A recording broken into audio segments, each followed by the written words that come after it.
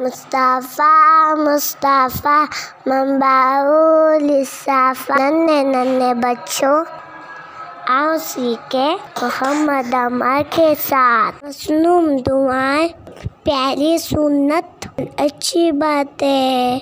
हस्बी रब्बी जल्लल्लाह माफी क़ल्बी गयरुल्लाह मौला मोहम्मद सल्लल्लाह ला इलाहा इल्लल्लाह। माशाअल्लाह। अस्सलामु अलैकुम। वालेकुम अस्सलाम व रहमतुल्लाहि व बरकातुहू।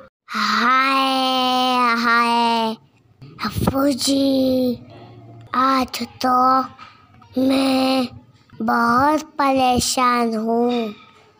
हमारे पैगंबर सल्लल्लाहु अलैहि वसल्लम ने परेशानी के मौका पर कोई दुआ बताई हो तो वो दुआ मुझे बता दीजिए ताकि मैं उसको पालकर खुश हो जाऊं और मेरी परेशानी दूर हो जाए। जी बेटा, हमारे पैगंबर सल्लल्लाहु अलैहि वसल्लम कभी खुश होते और कभी कभी परेशान भी हो जाते थे।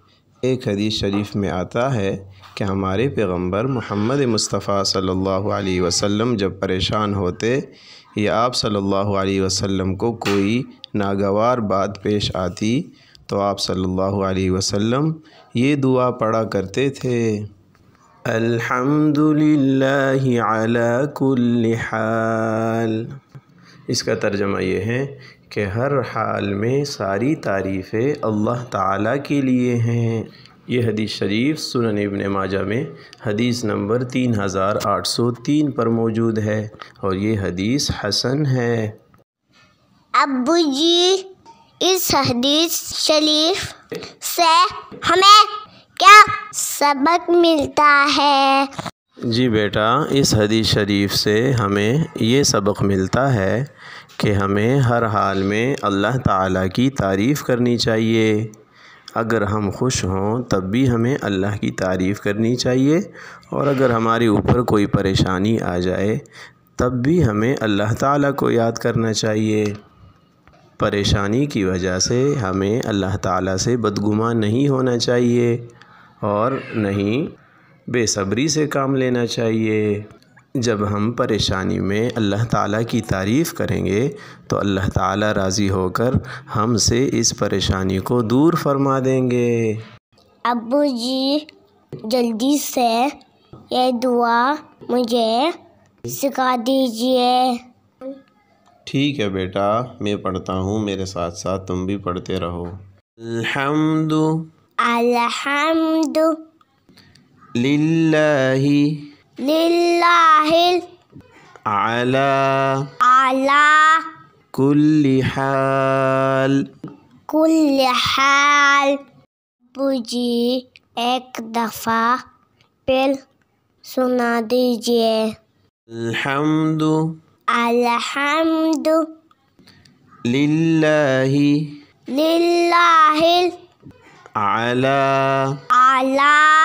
कुल्ली हाल। अब्बू जानी, अब मैं सुनाता हूँ। अल्हम्दुलिल्लाहि अला कुल्ली हाल। अब्बू जानी, मुझे तो ये दुआ याद हो गई। माशाअल्लाह माशाअल्लाह।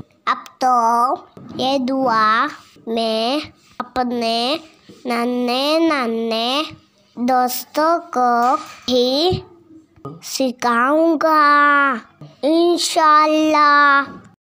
प्यारे दोस्तों, हमारे चैनल को सब्सक्राइब करें और ढेर दुआएं सीखें इंशाअल्लाह। अगली वीडियो में फिर मिलते हैं। अस्सलाम वालेकुम।